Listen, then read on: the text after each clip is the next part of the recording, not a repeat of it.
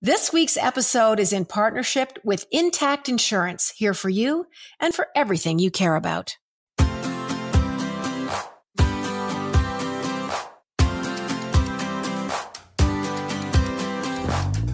Hello, everyone. It's Jann Arden here. This is the Jann Arden Show and podcast. Caitlin Green joins us from Toronto. Adam Karsh joins us from Toronto. I'm in Springbank, Alberta. Lots going on today, lots to talk about. Caitlin, right out of the bag, let's talk about the Grammys. They just happened this past Sunday. Lots of snubs, lots of overlooked people. I watched for a while, and I don't want to sound like the bitter old woman has-been who's not relevant anymore. But I'm going to say it right out of the box. A lot of the people I didn't know, but that's my bad. I'm not 20. So what are your thoughts on it? There was a lot going on. Justin Bieber, excuse me, had a lot of nods. Yeah. And, his night, I hope it turned out the way he wanted it to. He was empty-handed, so far as I know, I think. No. Yeah, I believe he was completely snubbed. I think so.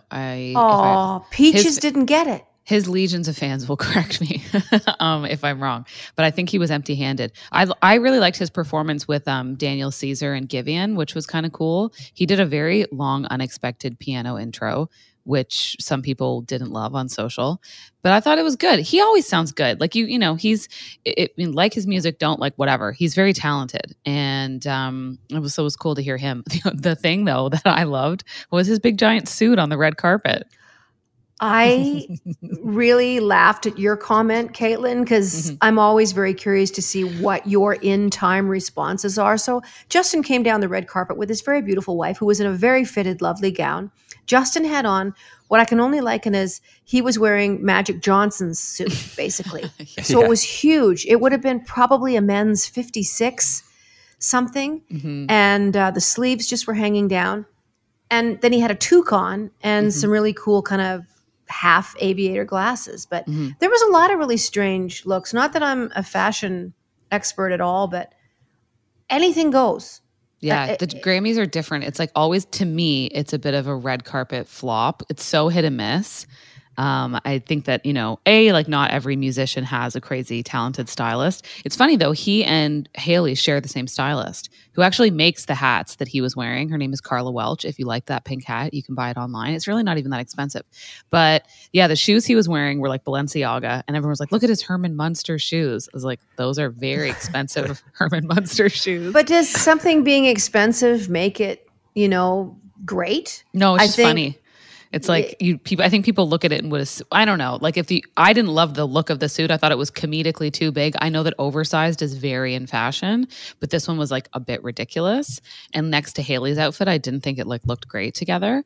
And then the hilarious thing was she started getting all these pregnancy questions because somebody thought that she looked pregnant. I was like, it is incapable of her to look pregnant in a dress, a silk dress with the body fat percentage of a swimmer. I don't know where anyone is getting this. And then she commented on it and said, I'm not pregnant, leave me alone. And I was like, good. Can we just keep with the leave me alone on this? It's like a crummy thing to speculate on. Yawn. It's super triggering for women and it's just dumb.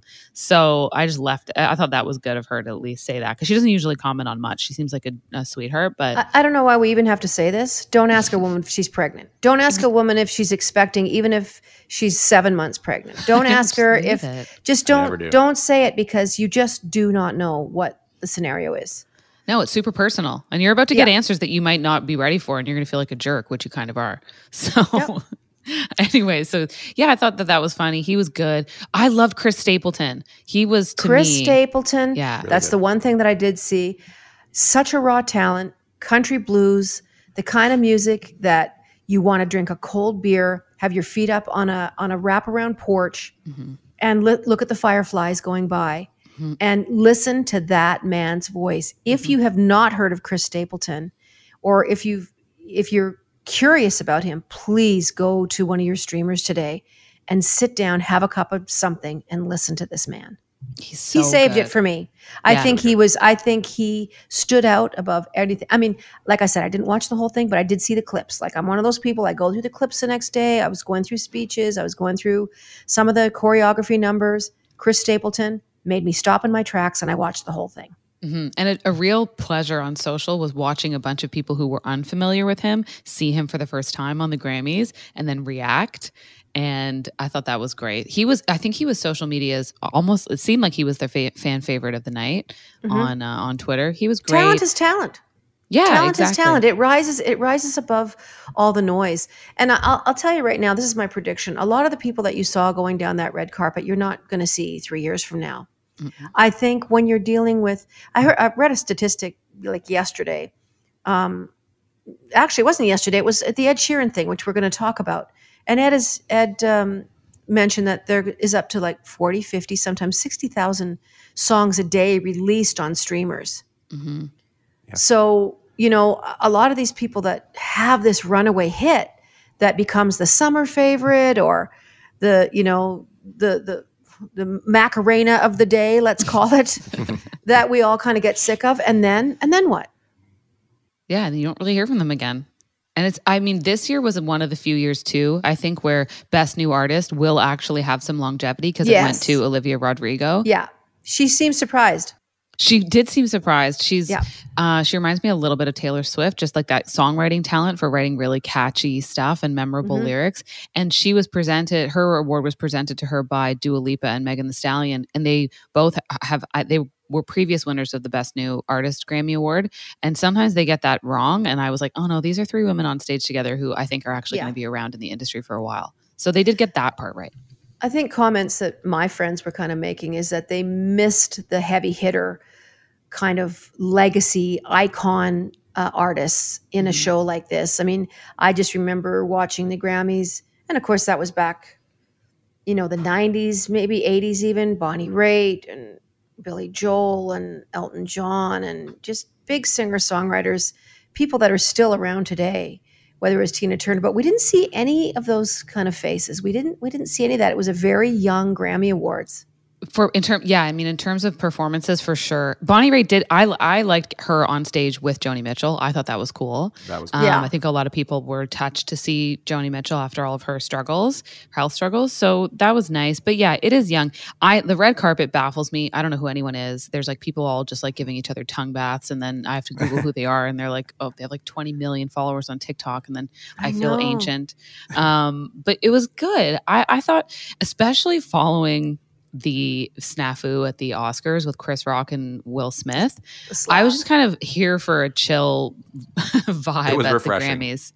Yeah, it was like, okay, we have a lot of serious stuff that warrants attention and time in the real world right now, that when you come to entertainment and then you have it become problematic and tense again, that was just such an annoying part of the Oscars to me. And so I was happy that it didn't happen at the Grammys. And I thought Trevor Noah did a really good job hosting. Mm-hmm. Do you think award shows are coming to the end of their road? What's the timeline on these things? I feel like people are feeling like, wow, we're so sick of the self-important egomaniac celebrating vapid behavior. And I mean, I'm just throwing that out there. Like, that is the criticism. That was how I felt after the whole thing that happened at the Oscars. I was like, can we just toilet flush this whole thing?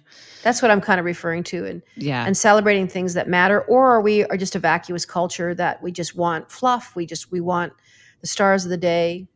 I wonder what the future of award shows are. And for a while there, it seemed like they were making up award shows just for a reason to gather celebrities, have a red carpet. The red carpet often usurps the awards themselves. Yeah. I think people are tuning in for those shows, and sometimes the ratings are higher.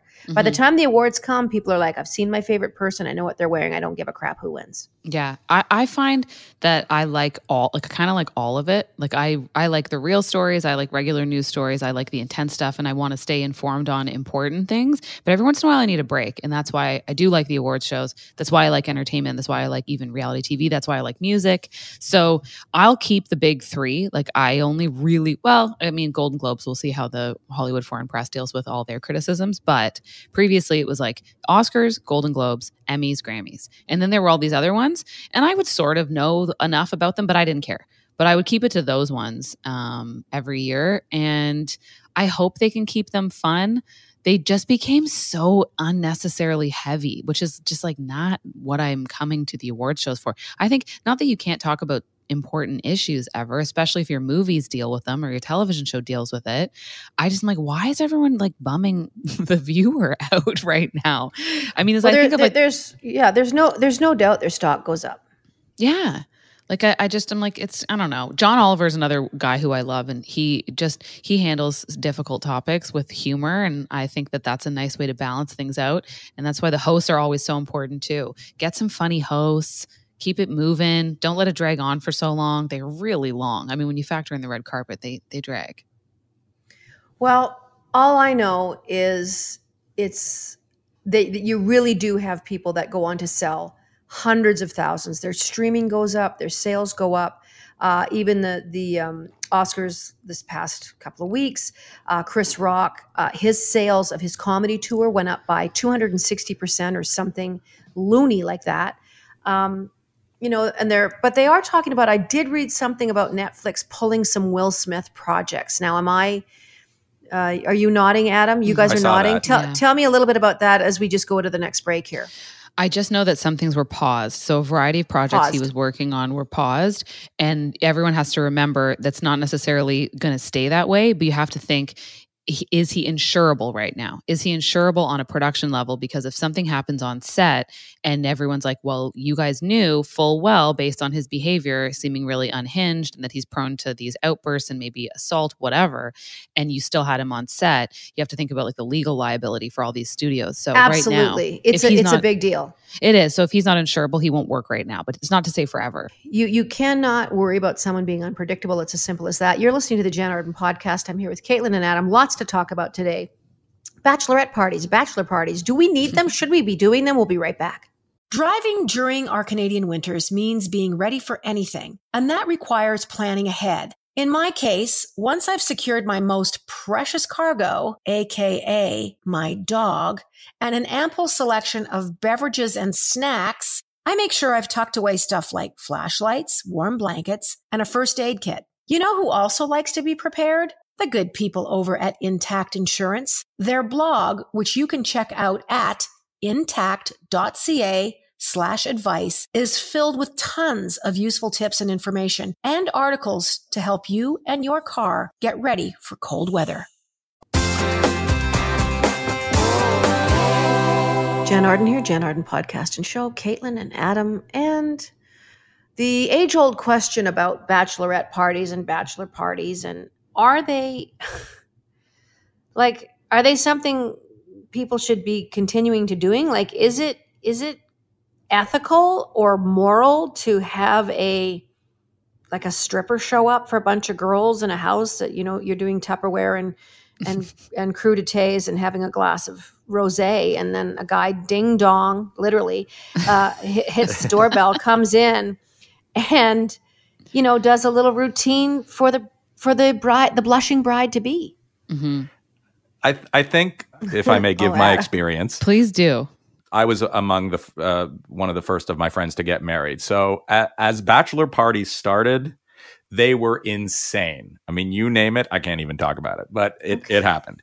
And it's funny because as more of my friends got married and we got older, the last time I went to a bachelor party, it was like 8 guys in a cottage, chilling, drinking beer. We had a campfire, and it was very low key. And that was perfect. I would go to that party. It was great. Yeah, I sure as hell don't want to see a stripper coming into somebody's house or in a bar, or I'm uncomfortable with the whole premise. Not only does it objectify the person that's being paid to come and do those jobs, it's bothersome to me. I know that they're in control of their pocketbook and they're getting that money and they're doing it, I would like to think, willingly, unless they're giving 90% of it to an agency. Like, I don't know. But that's never been my deal. The at-home performances, to me, I regard as sketchy. Yeah. The at a big establishment, I think it's fine usually. I mean, I know sketchy stuff can still go on there too. It just depends on where you are. But like the big ones, like there are huge ones in Vegas that it's like Cirque du Soleil. but people are topless. So I'm like, there's some skilled acrobatics going on. There's like a club vibe. They have a great menu. Like, so there's parts of it where I'm like, okay, so this is like a little bit more. A great menu. I mean, they sometimes do. So I mean, there is like a culture around it. So yeah, some establishments better than others. And some, you're going to see some really impressive acrobatics. And yeah, but a couple people showing up to your house with like a bouncer and a boombox, I think that almost anything can and does happen with those particular invited individuals. What did you do? What did Kyle do? I went to Montreal with a group of girlfriends, and we did go to a strip club, and it was like a full Magic Mike show, and I highly recommend it. It was great. Okay. But again, like you're like watching a stage show, and then you leave and you have like bottle service, and it's a whole thing. My husband went to Collingwood for his bachelor party with a group of friends, and they like rented like a big, huge party house that had a huge pool house. They were playing like lawn sports, going swimming. Then they went into like Blue Mountain Village, went to clubs. They had a bus that took them there. And the bus had a stripper pole in it, but there were no women. So it was like the guys were like, it was just the pole dancing. It's just the pole. I mean, you can tell what they were. It was a multi-purpose vehicle. Let me ask you this. So, some people are calling it outright cheating. What do you say to that? I mean, unless you have, unless a wiener mistakenly grazes your behind. Yeah. Whoops. Yeah. Like, I don't know. It doesn't bug, I don't know. It doesn't really, it doesn't put a bee in my bonnet that much, to be honest with you. I don't really think about it that much. I mean, again, look at if you have someone come to your house and you cheat with the paid help, then yeah, you are cheating. That's still that's cheating. If you are just like, if it's a funny show and there's some nudity and like, I don't really care about it. To be honest, it's not my favorite way to spend time. I think Adam, your point is well made. With older you get, the less it happens for sure. Yeah, because people are just like. Yeah. We didn't want any part of that. I mean, but to be just what you were saying, as debaucherous as my stag was, it was totally above board. Like nothing happened. Absolutely. It was clean, you know? Like what did David Foster do when he got married the 5th time? I was going to say, which time? Yeah. Well, what did he do? Maybe it was different from the first time. Okay, Is it cheating when you're a single person? You're me. Try and step into my shoes for a second. And you're dating 2 people at once. You have not said to the person, we are exclusive. But is it like if you're going out with this person and you're making out, and then on the Wednesday night you're going out with that person and you're doing it and making out? Are you just like a woman of the world? What is it? Cheating? That's a dating question, I guess. People are very divided. People are very divided on this, I'll tell you. Mm-hmm. Yeah. It sparked some debate. What do you think, Adam? I mean, like, are you a couple weeks in and are you casual? And if you haven't given any labels, I mean, if you're 6 months in and you're seeing multiple people, maybe. But I mean, if you're just starting out and it's really casual and you haven't defined terms, I mean, I don't know if that's really cheating. Some people would say 6 months in is just getting going. Yeah. Some people, like, I don't know. It's so different for everybody. Especially if in that 6 months, you've gone on a date twice a week. Like, and that would be a lot. So, do the math. It's like 8 times a month. It feels like it's relative to your level of like intimacy, I mean, how many sleepovers are you having? And have you met a bunch of people in their life? And have they met a bunch of people in your life? And do you have like, I'm sure there's a Seinfeld clip for this, but it's like, do you have a confirmed plan every weekend? If those things are happening, yeah, you might want to have a conversation about being exclusive. You're going to have that tough conversation at some point, even if you don't want to. That's like, are we exclusively dating? If we're not, and we haven't had that conversation, then you're free to do whatever the heck you want. What would you think, Jann? You're single. If you were dating someone and you found out they're dating someone else. I wouldn't like it. I wouldn't like it at all. And I think I would be out. That's just me. I just don't. That's not my deal. Here's an interesting stat for you. 37% of people in their 20s and 30s, so almost 40, let's round it up, think it's definitely cheating. But only 18%, let's round it up to 20, of people over 65 think that.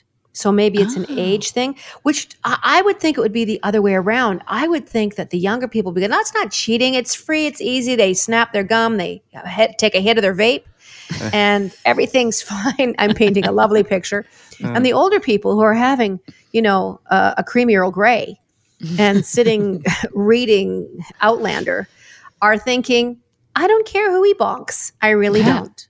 Yeah. Because I don't want anything steady. And quite frankly, my bladder can't take it. So,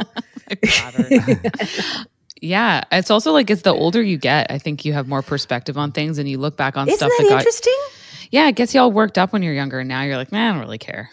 Like, I didn't bring it up. I didn't want to talk about it or get into it. So maybe it's half on me. And now we should talk about it and see what we think.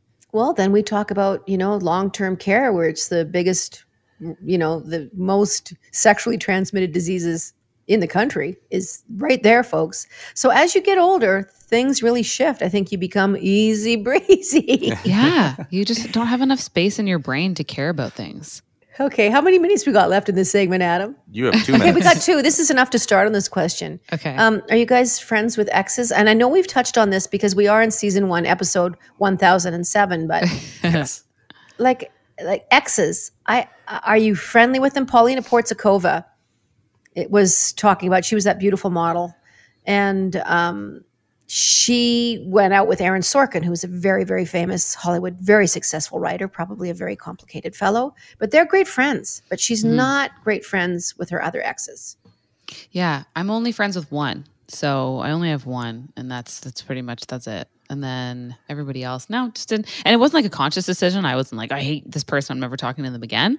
We just I was like, nah, I don't. Are you friends? Are you friendly or friends? You're friends. No, friends. Yeah, and, totally and friends. Kyle is aware of that. Mm-hmm. Yep. Yeah. Okay. Takes a little getting used to probably, but it's like, I don't know, it felt more normal than not. It felt like it was a more normal experience to stay friends in some way than to be like, oh, so there we're was a never friendship talking there. again. Yeah, for sure. Who was talking? Oh, Shawn Mendes talked about this recently, and I thought he made a good point. Go. He was saying that the hardest part of his breakup with Camila Cabello was losing the friendship, because he's like, this was, romance aside, this was the person you called and asked for advice, and you told them when things happened in your life, and you cared about them. So you want to be able to check in, and when you can't do that, it's well, he shouldn't have gotten nude with her then. He should have thought that through. Adam? Oh, I was going to say... well, you got 40 seconds. Right. Friends, not really friends, but good terms, sure. I don't have, there's no like bad blood or anything with any of my exes, and I really don't have that many exes. So it's I've got terrible, like crash and burn things. About a half and half, I'd say. And I think I've had, I'm just going to throw this out here. 1, 2, 3. I've probably had 8 serious relationships in my life. Yeah. Half of them, I'm okay. I could certainly go down the street and run into somebody, but the other, quite volatile. Probably I should get some counseling and close a door and open a window, as they say. But yeah, anyway, you're listening to the Jann Arden podcast. Woe is me. We'll be right back. Driving during our Canadian winters means being ready for anything, and that requires planning ahead. In my case, once I've secured my most precious cargo, aka my dog, and an ample selection of beverages and snacks, I make sure I've tucked away stuff like flashlights, warm blankets, and a first aid kit. You know who also likes to be prepared? The good people over at Intact Insurance. Their blog, which you can check out at intact.ca/advice, is filled with tons of useful tips and information and articles to help you and your car get ready for cold weather. Boy, did we ever talk about great stuff on that break. Oh, none of which you will ever hear. It does bode well, though, as we were saying, if you do have a good relationship with your exes, it says a lot about the person you spent time with, that it was meaningful and that you were able to solve problems and not hold grudges. And so I know I still have a lot of personal work to do on my side of the fence, because I'm going, well, there's 2 people in this relationship, and why can't I pick up a phone and go, look, you know what? I'd really just like to have peace and wish you well. And I'm just not quite there. And then I have the other ones that I am friendly with.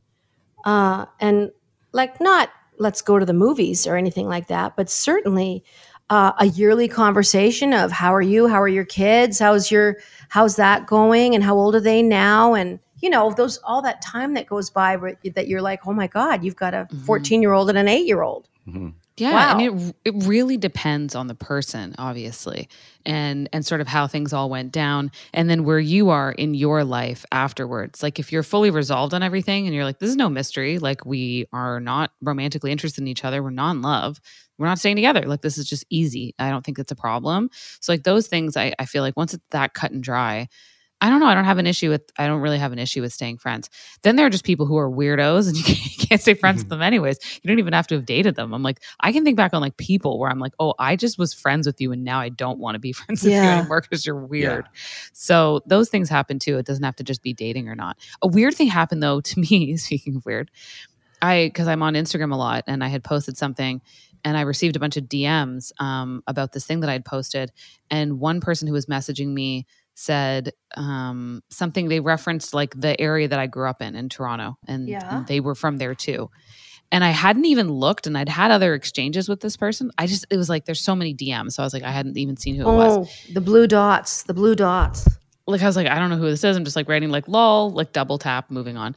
And I realized it was my high school ex-boyfriend's mom. Oh. I didn't even know. I looked at the name and I was like, this is weird. It's very difficult it's difficult to, well, it's getting smaller because you can look up anybody that you dated, whether it's the fourth grade or, 2 months ago, you can see what they're doing. Most people have socials. Very few people that I know don't have any socials at all. In fact, I really can't name one sitting here in front of you right now. I can't name any of my friends that either don't do Instagram or TikTok or Twitter or something. They have something. It's always, you can always find somebody you're looking for. So it's increasingly hard to break up. Back in the day, you broke up, you never saw them unless you ran into them at the Woolco. Right. And, then you kind of tried to hide among the men's pants to just get, you didn't want to see them. You didn't want to talk to them. And now you click a button, you see new pictures. Oh my God, they look great or they look terrible. You want them to look bad. I think you do want them to look better. You want yours to at least look good. Right. But I would think it was weird actually if an ex that you had not stayed friends with randomly reached out on social. Like if you get like a random DM from someone who you haven't talked to in years, who wants to catch up and stuff, that I wouldn't like, I have no time for. I think the only person who I stayed in touch with, we just stayed in, we like didn't speak for a period of months just because it was like, let's have a cooling off period. And then we got back in touch and it was more just like platonic. How's your family? What's going on? And so that felt a little more natural. But yeah, I feel like I was weirded out even to see that this was like someone I dated's mom. And I was like, I don't ever want to hear from you. Well, obviously So, she's followed your depends. career. She's followed your career and kind of kept an eye out for you and probably really liked you. You're a very likable person. So See, I don't think that's the case, which is okay, why I thought it was funny. tell me what your thought is then. I just was like, I wasn't great and I wasn't like the best in high school. So I feel like, and we didn't have the best time. So I was like, I don't know. This was probably like a very up and down thing. But she took the time to send you a message. Yeah, for sure. For sure. Things change and like you get older, but it's like, that's the thing, Jan, like you're a public figure and on a much teeny tiny minuscular scale. I mean, I work in local radio. So there's a chance that someone just listens and I'm like, I don't know. But it's such a small world and it's a really small city. Like as big as Toronto is, it's actually quite small. You end up running into the same people. Yeah. over and over For again. sure. Yeah. It when you realize how small your circle is, things get out there very quickly. Bad news and good news travels fast. I don't know. When I think about relationships, I have to say it's not easy to reconcile the mistakes that I've made going through my life, not as a young person or certainly at the point that I'm at now. And believe me, I ask myself all the time, why am I single? Why do I have no interest in putting myself out there? People are like, I wish she would just shut up about that. She says that every show, but I do. I lie in bed sometimes and I'm thinking, why are you making these kinds of decisions for yourself? And what is it? Is it my sobriety? Is it my age? Is it menopause? What is it? Like, I'm just at this place where am I going to spend the rest of my life on my own? Is that a choice I'm making? Then I'm thinking, well, I'm relatively young. It's not like of course. Life is over. I've got things to do. I'll tell you right now. I'm going to go out and put these flowers in a pot and see what.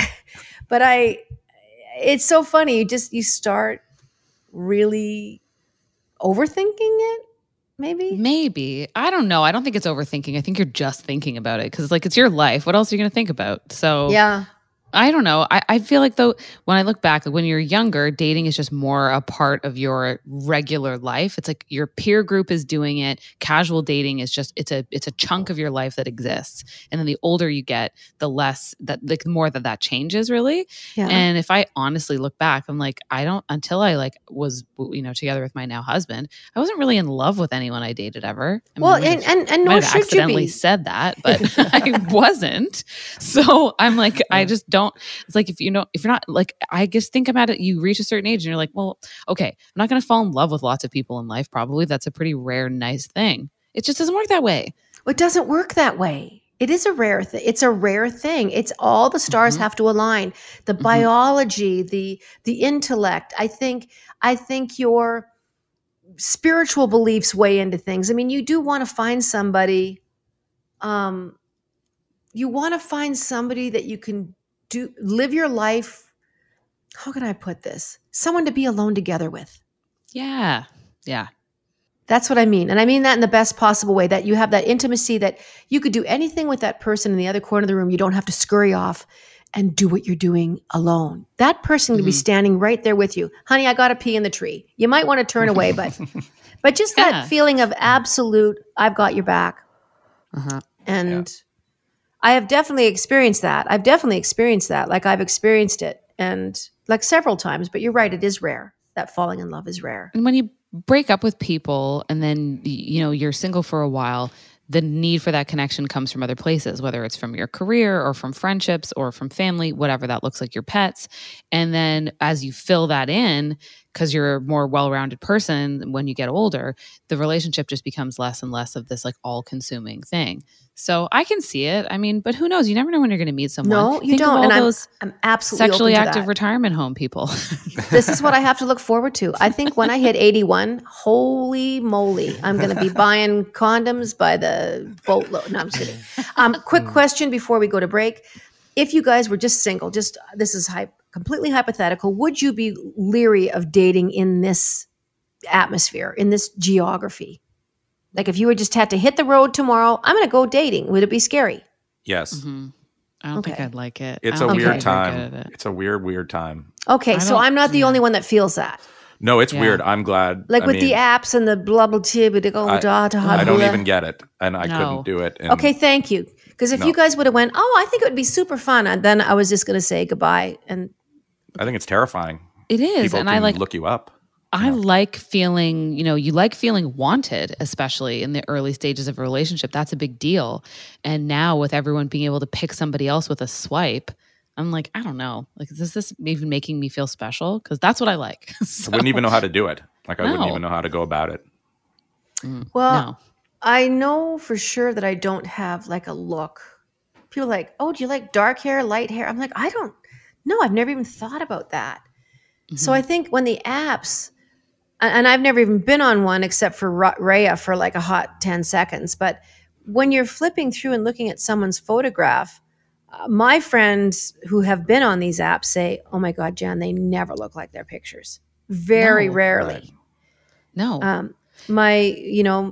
Just very rarely look like their pictures. So you're basing it on, is it one image that you get to go by? So you pick one image and flip it? I want to hear about you on Raya coming up after the break. Okay, we'll be right back. So, Jann Arden podcast here with Caitlin, Adam. My friend Danny Kind and I went out for dinner. She took me to a great little place on Queen Street. It was some little vegetarian place that was really lovely. And I know now, looking back, she had an agenda. She's like, I want you to sign up for Raya. She had signed up for it. She was waiting to be accepted. Danny Kind is on Working Moms. She's on Winona Earp. She's done films. She's a very successful actor. Anyway, so she was waiting to hear back whether she was going to be accepted at Raya, because it is basically public people. I'll go so far as to say celebrity people, I guess. And you have to have a certain amount of followers. You have to have a social media presence. You have to have the blue check marks. You have to have all this stuff in order to even apply at Raya, Raya. So the filling out of the form was arduous. And I'm going to tell you right now, I was so reluctant. It took us an hour to do it. And it is a very detailed questionnaire. Anyway, fast forward, I'd forgotten about it. It was 4, 5, 6 months, I'm going to say. You've been accepted at Raya. And we've got some matches. I was just, my heart just pounded. I was like, I don't want to do this. I don't want to do this. And I'd been very vague about age, and I've been very vague about, I put men and women. I just sort of put it out there. I tried to be, Danny's like, be honest about your answers. You don't drink, you're blah, blah, blah, you're vegan, blah, blah. You want to put all this stuff out. You don't want to, have someone invite you out for a steak and a bottle of Cabernet. It's just not, you want to sort of. So I'll tell you right now, and this is the honest to God truth. They sent me 6 people. We have matches for you that we think you would like. You're not even going to believe what I'm about to tell you right now. Leslie Feist. No. Really? So Feist. Yeah. I don't know if I should be saying this, but Leslie already knows this because I told her. Okay. Chelsea Handler. Okay. Drew Barrymore. Not Really? kidding you. Yeah. Oh my gosh. I'm not kidding you. The guy that played the sheriff from Stranger Things. Okay. Oh, okay. Yeah. He's lost a lot of weight now, and I think he's in a really happy relationship. I think so he too. found somebody. A Spanish, a very young 30-something-year-old Spanish businessman that lived mostly like in Madrid and New York. I'm thinking, well, obviously there's no circle of how far away do you want this person to be? Like 4,800 miles? And then there was one other person. I immediately deleted the app. Oh, wow. Because you were just like, this isn't for me. It scared me so much that I just thought, oh my God, am I showing up on their list? Like, what have I done? And I told Danny, I said, I'm just off of here. And to me, it seemed so outlandish, so completely Looney Tunes. Maybe people have success on there, but my little quiet country life here, I'm like, if those are the people after me filling out an hour of this application of how my life is, and these are the names, then your algorithm has more issues than Vogue magazine. Well, I wonder now if David Harbour, who plays the sheriff on Stranger Things, met Lily Allen, who he's currently married to, the singer. I wonder if they met on Raya. I'll put money on it. Oh my gosh, that would be a great little inside scoop for Demois if it was true. But, well, I mean, it seems hard. Like, I have friends who are on dating apps, and it does genuinely seem hard. They don't always love the matches that they have, and it's a lot of time and sometimes money that you put into that dating experience because you have to go out a lot, which is expensive. And for women, I think many times a lot in Madrid, which is really expensive. It's a very expensive flight. So, and then you're like trying to look nice every time, might get a new outfit, get your hair done, makeup, whatever. It's a lot of time and energy. I think I would run out of fuel for it. My poor friends who are single though, sometimes I'll scroll through their app selection, like what they have to choose from, and it's bleak. Like it's rough stuff at times out there. You're better off just joining. Like, I have a girlfriend who's single, and she previously was a member at a tennis club, and like I think that's the best place you're going to probably meet someone. They say the library. Oh, really? Yeah, I read the library is a great place to go. Maybe, so aren't you not supposed to talk? I think you just talk very quietly, which is maybe why it's appealing. Hi, what are you reading? Oh my gosh, I see you just picked up the new Martha Stewart. No, it's very intimate right away. Baking. What do you like to bake? What are you baking now? Yeah,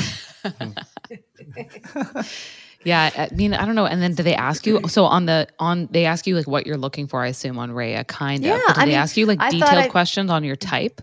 Yes. Okay. I feel it was an hour. We laughed a lot, but I did not do stupid answers. Like Danny Kind held me to task. I didn't